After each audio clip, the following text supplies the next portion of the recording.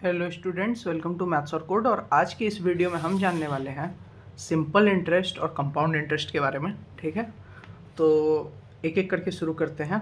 Simple interest, सबसे पहले interest क्या होता है?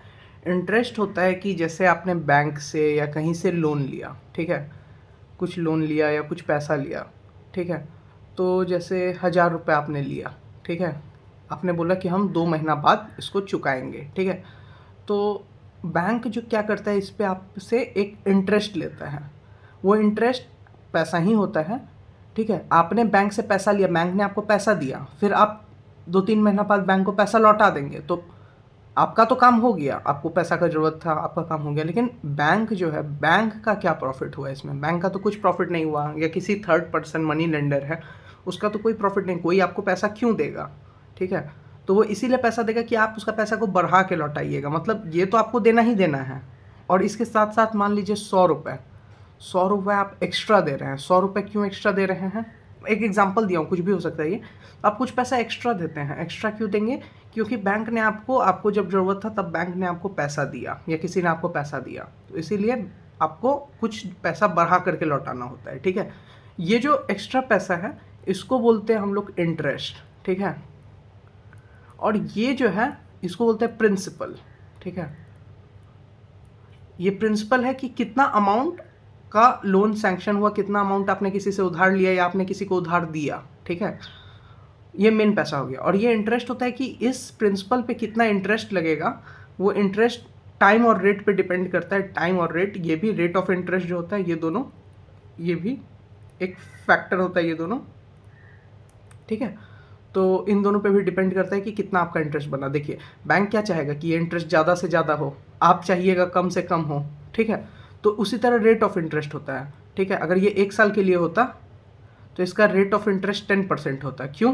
क्योंकि 1000 का 10% 100 रुपीज़ आपने क्या किया, बैंक को लौटाया। ठीक है, अभी मैं फार्मूला बताऊंगा आपको, लेकिन ये बता रहा हूँ। तो आप चाहिएगा कि ये और कम हो, 8%, 2%, 3%। बैंक चाहेगा ज़्यादा से ज़्यादा। मतलब ये दोनों चीज़ पे डिपेंड करता है। मैं ये बता रहा हूँ कि ये इंपॉर्टेंट फैक्टर्स होते हैं कि प्रिंसिपल, टाइम और इंटरेस्ट का रेट। ठीक है, ये इंटरेस्ट निकालने के लिए जो है वो होता है। एक और बात, जो आप 1000 रुपीज़ बैंक से लिए, बैंक को फिर 100 रुपीज़ बढ़ा के यानी 1100 रुपीज़ लौटाए, तो ये आपने बैंक को टोटल अमाउंट लौटाया है। ठीक है, अमाउंट क्या होता है? Principal plus interest. ठीक है, ये दोनों पैसा आपने लौटाया, ये अमाउंट लौटाया बैंक को। ठीक है, सिंपल सा बेसिक मैंने एक ओवरव्यू दे दिया, ये आप समझ गए। अब देखिए फॉर्मूला पे आते हैं। सिंपल इंटरेस्ट, इसको हिंदी में बोलते हैं सामान्य ब्याज। ठीक है, इंटरेस्ट मतलब ब्याज और सिंपल इंटरेस्ट मतलब सामान्य ब्याज। और ये होता है चक्रवृद्धि ब्याज। ठीक है, ये कंपाउंड इंटरेस्ट बहुत तेज़ी से भागता है। ठीक है, इस वजह से, क्योंकि ये एक्सपोनेंशियली डिपेंड करता है। अभी मैं बताऊंगा, ये लीनियर होता है, इसका कुछ ऐसा वो नहीं है। ठीक है, अब देखिए मैं बताता हूँ।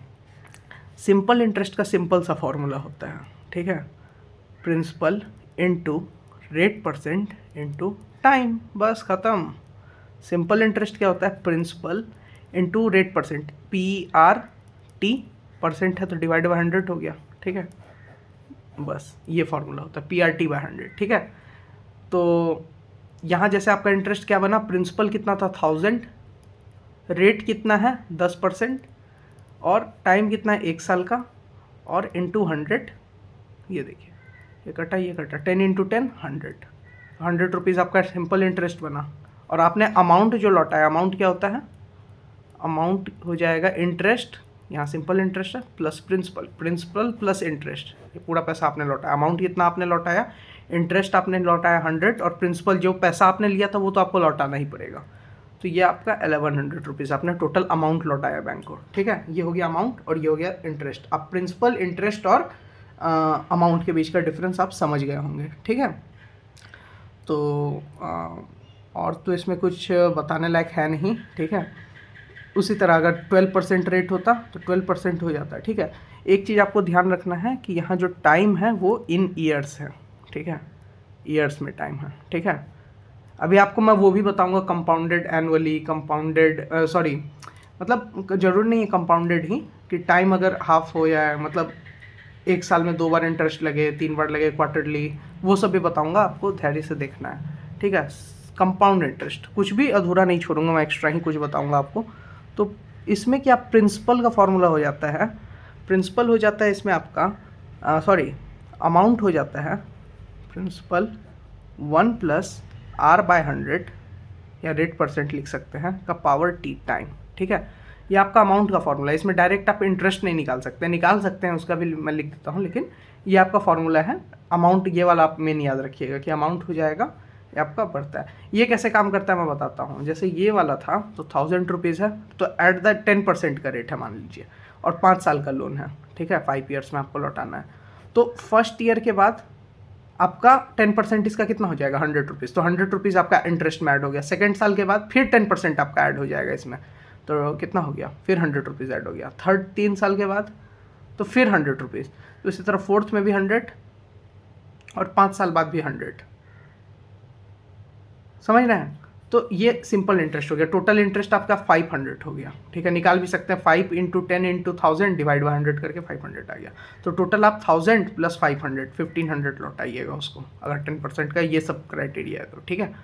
इसका क्या होता है केस, इसका केस थोड़ा अलग होता है। इसका केस ऐसा है कि 1000 रुपीज़ आपने किसी से लिया, ठीक है, या किए बैंक से, तो फर्स्ट ईयर में आपको मान लीजिए 10% का रेट है, अब 5 साल के लिए 5 ईयर्स, ठीक है। तो कैसे लौटाइएगा, तो 10% ये क्यों खतरनाक होता है मैं इसीलिए बताता हूँ। डेब्ट ट्रैप में जो लोग फंसते हैं ऐसे ही फंसते हैं, क्यों, क्योंकि ये एक्सपोनेंशियली बढ़ते जाता है। मैं बता देता हूँ क्यों। ये लीनियरली बढ़ रहा है आपका, देखिए ये कांस्टेंट है, ठीक है, ये एक्सपोनेंशियली बढ़ेगा इंटरेस्ट आपका, यहाँ इंटरेस्ट कांस्टेंट है। अब ये देखिए देखिए ध्यान से देखिएगा, 1000 रुपीज़ है, 10% 5 ईयर, तो पहला साल के बाद इसका 10% 100 रुपीज़। तो पहला साल में सिंपल इंटरेस्ट और कंपाउंड इंटरेस्ट दोनों सेम आता है eight the end of first year. दोनों ही फॉर्मूला में से किसी से भी निकालिएगा तो सेम ही आएगा, ठीक है।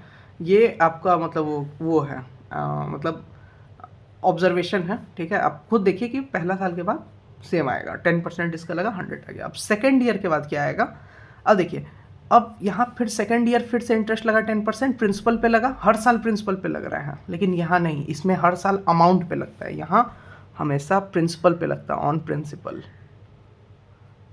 प्रिंसिपल क्या हो गया, ये जो फिक्स अमाउंट है जो आपने दिया वो तो फिक्स है, लेकिन यहाँ हर साल अमाउंट पे लगता है, तो हर साल तो आपका अमाउंट बढ़ रहा है ना, ऑन अमाउंट, ठीक है। तो देखिए 1000 रुपीज़ हुआ, 100 रुपीज़ हुआ, तो अमाउंट कितना हो गया आपका 1100 रुपीज़ हो गया। अब 1100 का 10% लगेगा, समझ रहे हैं, तो ये हो गया 110 रुपीज़।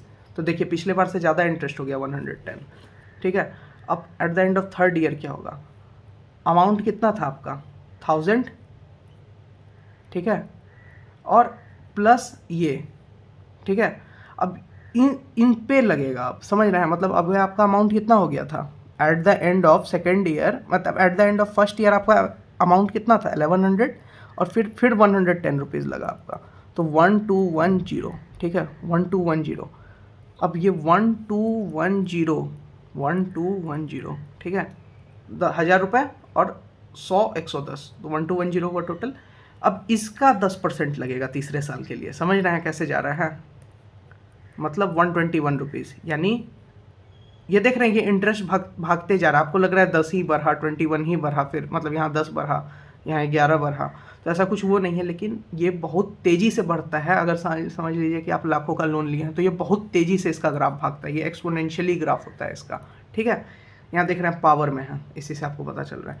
फिर फोर्थ ईयर में क्या होगा, इन सब का सम कर दीजिए, ठीक है, मतलब टोटल अमाउंट कितना हो जाएगा, 1210 था, 1210, अब फिर 121 ऐड होगा, तो 1331। अब इसका 10% कर दीजिए, यानी 133.1। देख रहे हैं कैसे इंटरेस्ट भाग रहा है, 100 था, फिर 110 हुआ सेकेंड ईयर में, यहाँ देखिए कांस्टेंट था 100 100 100 100, लेकिन यहाँ देखिए 100 से 110 121 133 ऐसे करके बढ़ रहा है। फिफ्थ ईयर में और ये सब का सम 100 का सम, उसका 10%, ये सब आपको लौटाना है, तो इसीलिए बहुत तेज़ी से इसमें बढ़ता है, ठीक है। अब देखिए ये अमाउंट का फॉर्मूला था, फिर कंपाउंड, ये आपको याद कर लेना है। अब कंपाउंड इंटरेस्ट का फॉर्मूला हो जाएगा, देखिए इंटरेस्ट हमेशा होता है अमाउंट माइनस प्रिंसिपल, तो ये आप ऐसे कर सकते हैं याद, या कंपाउंड इंटरेस्ट सीधे लिख दीजिए, अमाउंट क्या आ गया P 1 प्लस R/100 का पावर T माइनस P, और P को कॉमन ले सकते हैं, ठीक है, तो ये हो गया आपका 1 प्लस R/100 का पावर T माइनस 1, तो ये हो गया आपका कंपाउंड इंटरेस्ट का फॉर्मूला। लेकिन इतना बड़ा क्यों याद कीजिएगा, सीधे अमाउंट ही निकाल लीजिए, अमाउंट याद कर लीजिए, अमाउंट का फॉर्मूला आसान है, और कंपाउंड इंटरेस्ट निकालना है तो सीधे अमाउंट को में से प्रिंसिपल को माइनस कर दीजिएगा, आपका निकल जाएगा, ये रहा प्रिंसिपल, ठीक है। तो नहीं तो ऐसे भी आप देख सकते हैं कैसे एक टर्म में आ गया कंपाउंड इंटरेस्ट वाला, ठीक है, ये आप समझ गए। अब देखिए कुछ कुछ टर्म होता है जैसे कंपाउंडेड एनुअली, मैं लिख देता हूँ कंपाउंडेड एनुअली, ठीक है। फिर कंपाउंडेड हाफ ईयरली या सेमी एनुअली, ये सब टर्म होता है, आपने सुना होगा, ये अलग अलग क्वेश्चन में पूछता है। कंपाउंडेड क्वार्टरली, बैंक में तो आप देखिएगा तो एनुअल इंटरेस्ट ही रहता है। तो इसमें क्या होगा, मतलब इतना इतना वक्त पे कंपाउंड हो रहा है। हाफ ईयरली मतलब क्या हुआ, देखिए एनुअली मतलब हुआ कि साल में एक बार आपका कंपाउंड इंटरेस्ट लग रहा है। हाफ ईयरली हो गया कि हर 6 महीना पे इंटरेस्ट लग रहा है, समझ रहे हैं। क्वार्टरली मतलब क्या हो गया, क्वार्टर होता है 1/4 और एक साल में 12 मंथ, मतलब आपका हर 3 मंथ पे आपका इंटरेस्ट लग रहा है। तो ये सब और खतरनाक होते जाता है, समझ रहे हैं। आपका हर 3 महीना पे सोचिए इंटरेस्ट लग रहा है, यहाँ तो आपका पूरा साल कम से कम इंटरेस्ट बढ़ता है, उसके बाद ना एक बार प्रिंसिपल में ऐड होके लगता है। लेकिन यहाँ देखिए हर 3 महीना पे आपका जो इंटरेस्ट आ रहा है उस पर फिर आपको इंटरेस्ट देना है, इंटरेस्ट पे इंटरेस्ट, समझ रहे हैं। तो ये सब खतरनाक होते जाता है। तो एनुअली है, इसमें कुछ नहीं, ऐसे ही R, T ही है, ठीक है। लेकिन हाफ ईयरली में क्या हो गया, ध्यान से समझिएगा, रेट जो है रेट बाई 2 हो जाएगा, यहाँ जो है ये रेट बाई 2 हो जाएगा। क्योंकि देखिए मान लीजिए आपका दिया है कि 10% एनुअली है, ठीक है, और क्वेश्चन में पूछा है कि हाफ एनुअली है, मतलब ये हाफ ईयरली, ठीक है, हाफ ईयरली या सेमी एनुअली। तो हाफ ईयरली में आपको करके निकालना है। तो देखिए एनुअली है मतलब पूरे साल का, 12 महीना का 10% है, तो 6 महीना का कितना होगा, इसका हाफ हो जाएगा 5%, समझ रहे हैं। लेकिन टाइम यहाँ पे डबल 2T हो जाता है, क्यों, क्योंकि देखिए जो टाइम के लिए आपको पूछा है वो हाफ ईयरली में तो 2 बार आ जाएगा ना, 2 को हाफ ईयर बनता है तब जा करके एनुअली होता है, तो 2 टाइम्स हो गया, ट्वाइस हो गया, समझ रहे हैं। क्वार्टरली में इसी तरह ये R/4 हो जाएगा, क्योंकि पूरे साल का जितना है उसका 1/4 भाग, लेकिन ये 4T आ जाएगा, क्योंकि एक क्वार्टर जो है 4 बार बनता है, 4 बार एक क्वार्टर आएगा तब जा करके ये बनेगा, समझ रहे, मतलब एक क्वार्टर आपका टाइम का काम कर रहे हैं। लेकिन आपको तो यहाँ पे ईयर्स में लिखना है ना टाइम, ये जो टाइम है ये तो ईयर्स में है, तो और आपको क्वार्टर में दिया हुआ है, तो 4 क्वार्टर बनेगा भैया तब ना जा करके ईयर बनेगा, तो 4T इसीलिए आया, समझे। उसी तरह 2 को क्वार्टर, 2 को हाफ ईयर बनेगा तब ना जा करके 1 ईयर बनेगा, यहाँ तो आपको ईयर में ही लिखना है, तो 2T लिखिएगा, ठीक है। ऐसे करके ये आपको बस यहाँ पे चेंज कर देना है, यहाँ पे R/2 कर दीजिए, 2T कर दीजिए, कब, जब हाफ ईयरली हो। क्वार्टरली में क्या कर दीजिएगा, R/4 और यहाँ कर दीजिएगा 4T, बस सिंपल जनरल फार्मूला है कि एक ऐसे कर सकते हैं आप, जैसे मैं लिख देता हूँ, ये आप याद मत कर लीजिएगा, R/N, ठीक है, डिवाइड बाय 100 तो होगा ही हमेशा, और NT, ठीक है। और N क्या है कि एक साल में कितना बार कंपाउंड हुआ, ठीक है, मतलब 1 ईयर में हाउ मेनी टाइम्स, एक साल में कितना बार कंपाउंड हुआ, ठीक है। तो ये आपका हो गया N का वैल्यू। तो यहाँ देखिए 2 बार कंपाउंड हुआ, हाफ ईयरली का केस है, तो यहाँ R/2 आ गया और 2T आ गया, R/4 आ जाएगा, 4T आ जाएगा क्वार्टरली के केस में, क्योंकि एक साल में 4 बार कंपाउंड होगा, ठीक है।